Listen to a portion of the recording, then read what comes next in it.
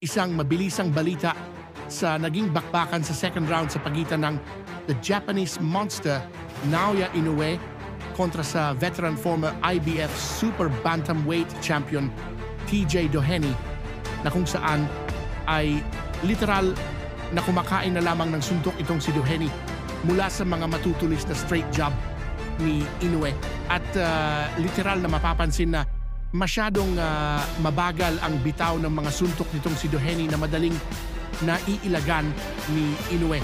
At sa unang isang minuto ng second round ay nagbato ng isang solidong left hook itong si Inoue na siyang tumama sa sintido nitong si Doheny. Dito ay medyo nagrugi at ininda ng Australiano ang nasabing patama, at sa huling 10 segundo ng nasabing round ay sinubukan muli ni Doheny na magpakawala ng mga kombinasyon, subalit ang mga ito ay nauwi lamang sa hangin ang mga wild punch nitong si Doheny. Magbibigay pa tayo ulit ng commentary sa mga susunod pang rounds.